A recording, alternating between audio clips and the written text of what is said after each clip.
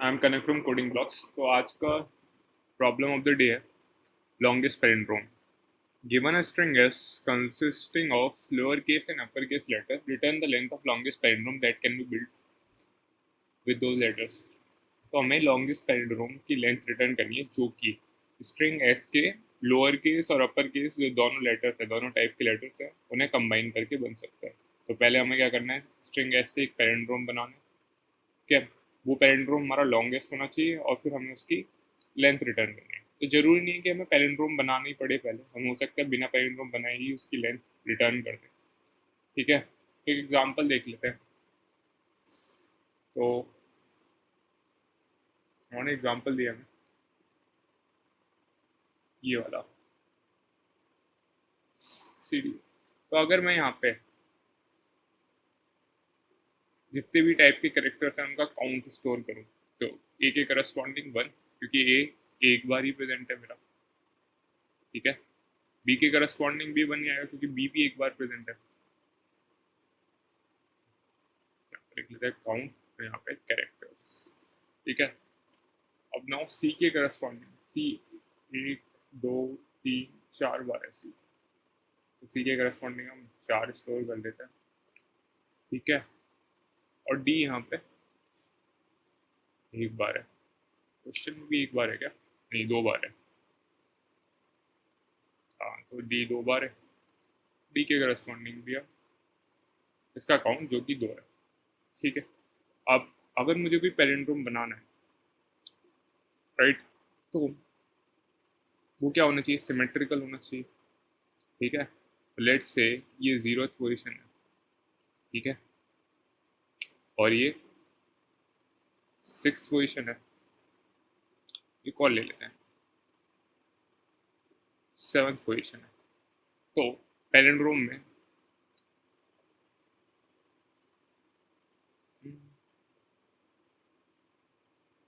अच्छा, कोई नहीं, इसकी इंडेक्सिंग वापस कर लेते हैं।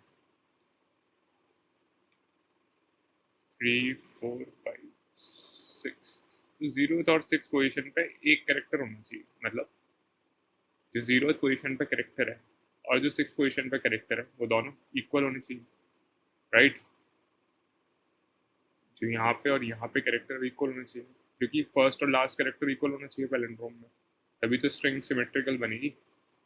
ठीक है, सिमिलरली फर्स्ट और 5 पे भी इक्वल होना चाहिए, सेकंड और 4 पे भी इक्वल होना चाहिए। और क्योंकि 3 ये वाला जो हमारा मिडिल इंडेक्स है, इस पर कुछ फ़र्क नहीं पड़ता, मैं कोई सा भी कैरेक्टर असाइन कर सकता हूँ, ज़्यादा कुछ फ़र्क पड़ेगा नहीं, क्योंकि इसके लिए मुझे कोई सिमेट्रिकल कैरेक्टर ढूंढने की ज़रूरत है ही नहीं है। तो यहाँ पे मेरा कुछ भी आ सकता है। तो क्यों ना मैं ऐसे ऐसे कैरेक्टर देखूँ अपनी गिवन स्ट्रिंग एस में जो कि इवन बार अकर कर रहे हैं। अगर वो इवन बार अकर कर रहे होंगे तभी तो मैं उस स्ट्रिंग को सिमेट्रिकल, यानी अपने पैलिंड्रोम को सिमेट्रिकल बना सकता हूँ। ठीक है, तो मेरे पास एक सी है, वो इवन बार अकर कर रहा है, तो मैं क्या कर सकता हूँ, मैं सी को यहाँ पे रख सकता हूँ, यहाँ पे रख सकता हूँ। 2 अकरेंसेज अब भी रहते हैं, 2 हमने यूज़ कर दिए, 2 अब भी रहते हैं, तो मैं सी को यहाँ पे रख सकता हूँ, यहाँ पे रख सकता हूँ। तो आप देखोगे 0th करेक्टर और 6th करेक्टर इक्वल है, फर्स्ट और 5th इक्वल है। सिमिलरली मेरे पास डी भी इवन है, डी के अकरेंसेज भी तो इवन है, तो मैं डी को 2 पे रख लेता हूँ और इसके सिमेट्रिकल पोजीशन जो है 4 उस पर रख लेता हूँ। अब थर्ड कैरेक्टर में मैं कोई सा भी, थर्ड इंडेक्स पे मैं कोई सा भी कैरेक्टर रख सकता हूँ, बिकॉज इसके सिमेट्रिकली कोई पोजीशन एग्जिस्ट नहीं करती।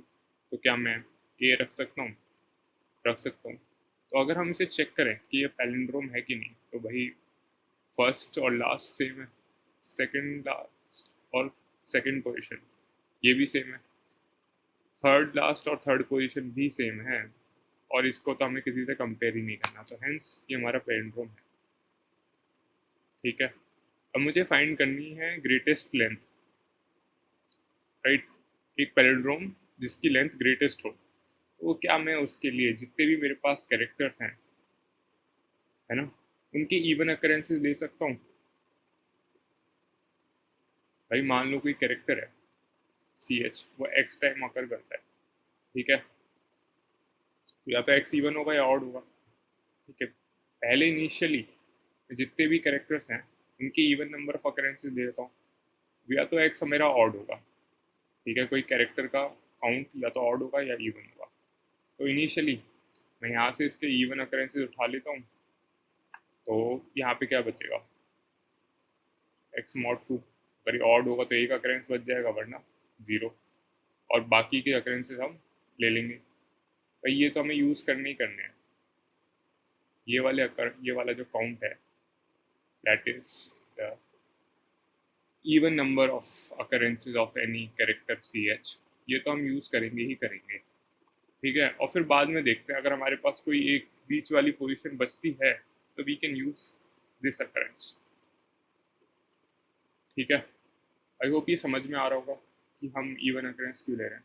लेट्स से कि मेरे पास कोई स्ट्रिंग है, उसमें मेरे पास कैरेक्टर ऐसे हैं, ठीक है, और इनके काउंट कुछ ऐसे आ रहे हैं,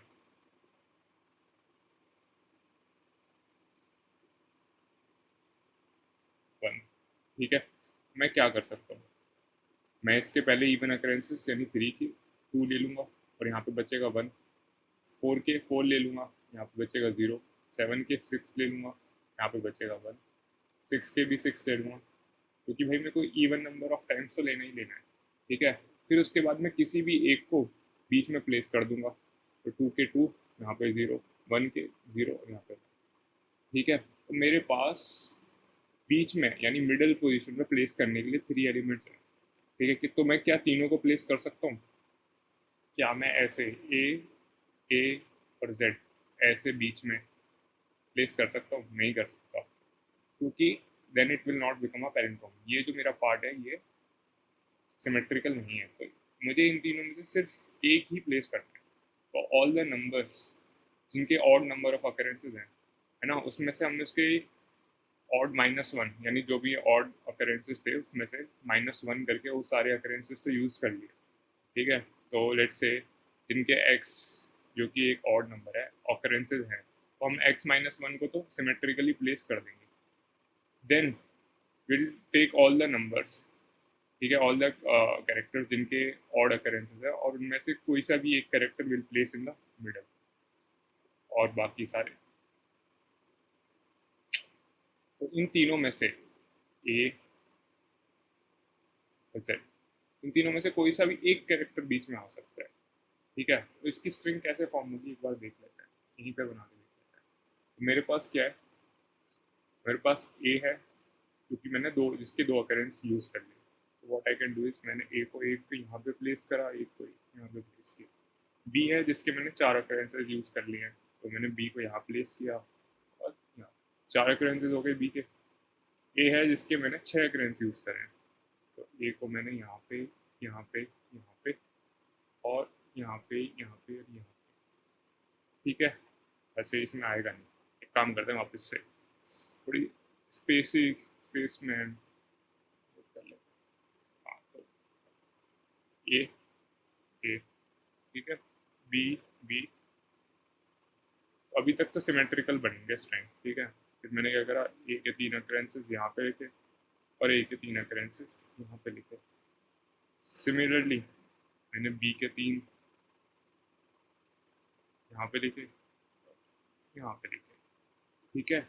मैंने डी के 2 यहाँ पे लिखे। अब मेरे पास ये जो एक स्पेस खाली है, इसमें क्या क्या आ सकता है, इसमें भाई ए का एक अकरेंस जो रह गया था ये वाला, इस बड़े वाले ए का ये जो अकरेंस रह गया था ये वाला, और इस जी का अकरेंस रह चुका था ये वाला। तो इन तीनों में से कोई भी एक आ जाएगा, इन तीनों में से कोई भी एक आ सकता है, एनी वन ऑफ दीज।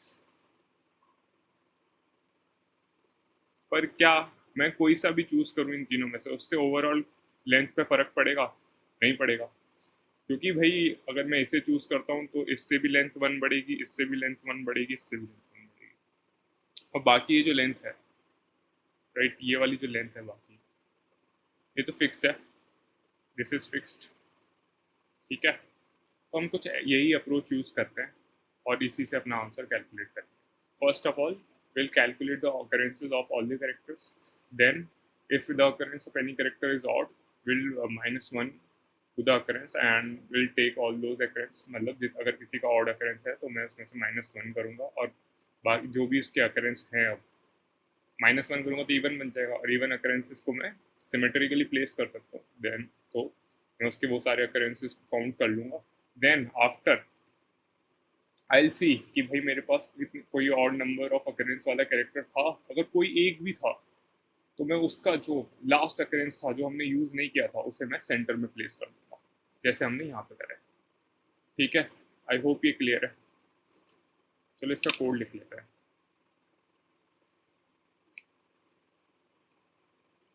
ठीक है, हम क्या करते हैं, विल टेक 2 एरेज। ठीक है, count this is for small small I mean lower case, या फिर इसका नाम लोअर केस रख लेते हैं। ठीक है, तो कितने कैरेक्टर्स हो सकते हैं लोअर केस में? 26। Similarly will take count upper case, इसमें भी 26 कैरेक्टर हो सकते हैं। ठीक है, first of all will store the count, तो उसके लिए हमें इसका इटरेट करना पड़ेगा, तो उसको हम एक फॉर लूप लगा के कर लेंगे। और then what I will do is कि मैं देखूंगा इफ एस आई जो है मेरा जो करंट कैरेक्टर है वो स्मॉल ए से स्मॉल जेड के बीच में है। अगर वो स्मॉल ए से स्मॉल जेड के बीच में है then what I will do is I will count lower case, इसके करस्पॉन्डिंग जो इंडेक्स है, तो ए है, ए सबसे स्मॉलेस्ट कैरेक्टर है। ठीक है, इसके करस्पॉन्डिंग मुझे इंडेक्स कैसे मिलेगा? आई सिंपली डू दिस, तो 0 मिल जाएगा। सिमिलरली बी के करस्पॉन्डिंग 1, सी के करस्पॉन्डिंग 2, ठीक है, और जेड के करस्पॉन्डिंग 25। और हमने कितनी स्ट्रेंथ और साइज का बनाया अपना काउंट लोअर केस? 25। ठीक है, 0 से 25 तक का बनाया ना, इसके हम क्या करेंगे, सिमिलर बस ये कर देंगे। तो अभी जो एस आई जो है कोई भी कैरेक्टर है उसके करस्पॉन्डिंग जो भी इंडेक्स है वहाँ पे एक काउंट बढ़ जाएगा। एल्स अगर मेरा कैरेक्टर स्मॉल ए से स्मॉल जी के बीच में नहीं है तो ऑब्वियसली बिग ए से, मतलब आई मीन बिग ए से बिग जी के बीच में होगा, बड़े वाले ए और बड़े वाले जेड के बीच में होगा। तो मैं क्या कर सकता हूँ, काउंट अपर केस को इसे माइनस कर सकता हूँ। ठीक है, तो अगर कोई भी कैरेक्टर है वो बिग ए से बिग जेड के बीच में है, लेट्स से ए, तो ए माइनस ए 0, तो उसके करस्पॉन्डिंग 0th इंडेक्स पे स्टोर हो जाएगा उसका काउंट। तो अगर बड़ा वाला ए होगा तो 0th इंडेक्स पे होगा, बड़ा वाला बी होगा तो 1 पे होगा, बड़ा वाला सी होगा तो 2 पे होगा। ठीक है, सिमिलरली बड़ा वाला जेड होगा तो 25 पे होगा। तो मेरे को पता है कि we I can store the count of upper case character and I can find the index using this approach, कि मैंने उस कैरेक्टर में से बिग ए को सब्ट्रैक्ट कर दिया and then I get the index. ऐसे ही हमने स्मॉल लोअर केस कैरेक्टर्स के लिए भी बिल्कुल यही सेम अप्रोच यूज़ करिए। ठीक है, once I have got the count I can declare, मैं एक अपना आंसर वेरिएबल डिक्लेयर करता हूँ और एक काउंट डिक्लेयर कर लेता हूँ, count of odd. This will check कि कोई कैरेक्टर के ऑड अकरेंसेस हैं कि नहीं है।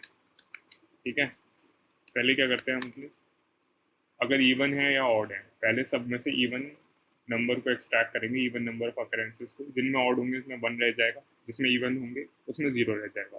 तो पहले सब में से हम उसके even number of occurrences extract कर लेंगे।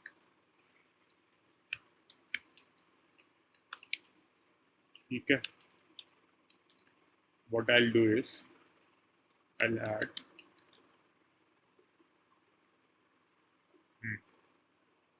count lowercase I, right?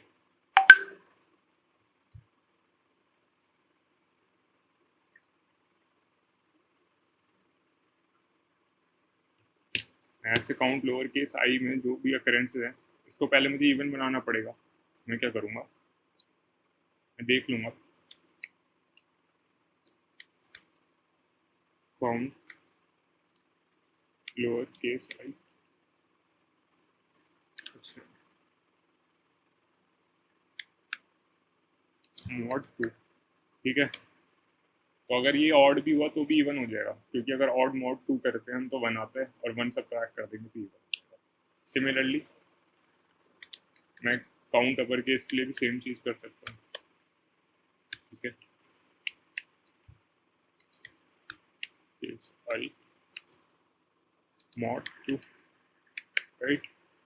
और फिर मैं काउंट ऑड में बस ये देखूँ कि भाई ये जो करंट इंडेक्स पे हम काउंट देख रहे हैं ये इवन है ऑड है। अगर ऑड है I can just simply add it in the count odd occurrences, count odd में, ठीक है। तो इसके लिए क्या करना है, count L I mod 2 plus count U, that is count upper case mod 2, ठीक है। तो ऐसे करके मैं काउंट ऑड में चेक कर, मतलब नंबर ऑफ कैरेक्टर्स जिनके ऑड अकरेंस में वो स्टोर कर रहा हूँ, ठीक है। ये समझ में आ रहा है ना कि मैंने आंसर में ये क्यों करा है, क्योंकि हमने डिस्कस किया था इवन दो ऑड अकरेंसेज हम पहले ही इवन अकरेंसेज को सेव करेंगे, फिर लास्ट में जितने ऑड अकरेंसेज है उन्हें काउंट कर लेंगे, क्योंकि कोई भी एक कैरेक्टर आ सकता है बीच में ऑड अकरेंसेज वाले कैरेक्टर में से, ठीक है। फिर हम क्या करेंगे, सिर्फ सिंपली चेक करेंगे कि हमारे काउंट ऑड में ग्रेटर देन 1 है कि नहीं वैल्यू स्टोर। अगर greater than 1 value, greater than 0 value stored है तो मतलब कोई ना कोई एक कैरेक्टर तो ऑड बार आया है, तो हम उस कैरेक्टर को सेंटर में प्लेस कर देंगे। एक से ज़्यादा है तो भी एक ही प्लेस होगा, तो आंसर हर केस में 1 से ही इंक्रीमेंट करेगा, ठीक है। अगर 0 होगा तो इंक्रीमेंट नहीं करेगा, मतलब कोई भी कैरेक्टर अगर ऑड टाइम्स नहीं आया तो मेरा आंसर इंक्रीमेंट नहीं करेगा, and I will just return the answer. I hope ये कोड समझ में आ रहा है।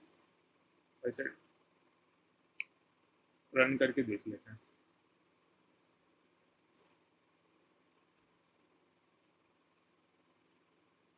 अच्छा हमने यहाँ पे 2 बार इंट ले लिया है, कोई नहीं, नो प्रॉब्लम,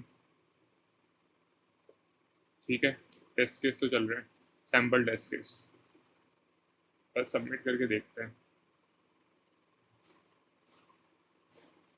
ठीक है। तो हमारा आंसर जो है एक्सेप्ट हो चुका है। तो आई होप ये इसका एक्सप्लेनेशन क्लियर है। Okay then have a nice day, good bye.